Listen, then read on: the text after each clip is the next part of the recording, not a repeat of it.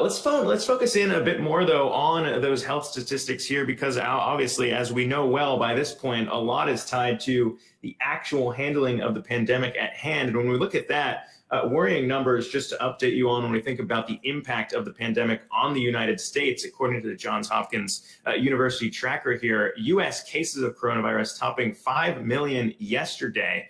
That means the U.S. still tops the world in terms of overall cases. And an even more frightening statistic there, also tops the world in terms of total deaths as a result of COVID-19 at more than 162,000 casualties. And when we think about all of this playing out right now, plans to reopen schools very much being discussed across the nation. And for more on that and the way we're trying to still handle all of this, we're joined by our next guest. Dr. Stephen McDonald is an emergency medicine physician. He joins us now on the chat. And Dr. McDonald, I know you're busy, so thank you for taking the time to discuss all this with us. But right now, as we were just talking, it seems like the summer was really our opportunity to get a handle on the pandemic. And right now, it seems like testing has not caught up with, the terrible space we started in, and basically have been playing catch up this whole time. Is that the way you see it playing out? Absolutely. Testing is just but one of the ways that we're lagging. We're also lacking in terms of contact tracing. The statistics that you brought up are particularly grim, especially as other countries around the world celebrate successes that they're having with this pandemic. I think New Zealand today just celebrated 100 days of no community spread, which is incredible, and also sheds light on the fact that, this really is a failure of leadership. This is not a uniquely American thing. This is something that could have been avoided. Yeah, and when we think about how it could have been avoided, there's a lot of different takes on whether it was masks, testing, what really is going on here. But right now, obviously, we've seen states move forward with their own plans, a lot being left up to governors and health officials in their own states to come up with those plans. The most important one, I think, right now being discussed on a local level is the reopening of schools. And interesting statistics on that front when we think about how many kids have tested positive. Over the last 2 weeks, an American Academy of Pediatrics study found that nearly 100,000 children tested positive over the last few weeks in July. So, I mean, when you think about that and school reopenings and the risks associated with it, what's your take on maybe they might not be as susceptible as older populations, but still able to spread the disease just as anybody else would be? Sure. So, there's a little bit of thought that children constitute what we call our quote unquote reservoir in epidemiologic language. This means that a child population might be a place where the virus can spread. And as we've seen, children can get very sick from this, but by and large, they do not. And so it's an excellent place for the virus to multiply and then spread to adult hosts when those children go home for the day.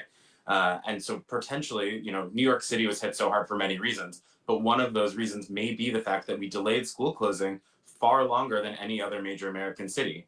So I think with that in mind, we have to be really thoughtful about how we reopen.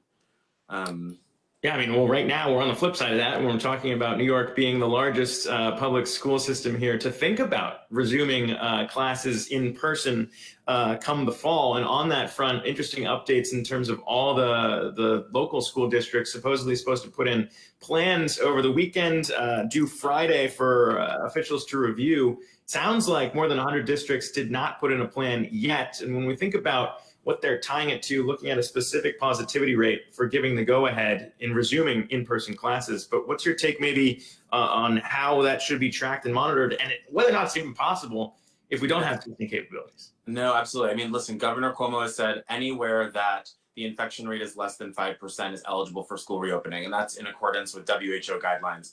And then Mayor de Blasio said for New York City, anywhere with a 3% infectivity rate is eligible for reopening, so even more stringent. We should just remind ourselves that these guidelines are not necessarily evidence-based. These are just sort of thoughts that make sense to leaders in the scientific community. But we have yet to see if these will actually work. And as you said, it will be highly dependent on what kind of protocols are put in place. There are trade-offs to be made here. School, especially in New York City, provides childcare and food for many students. And so that needs to be weighed against the effects of the pandemic and the risk of reopening schools to teachers, to families, et cetera.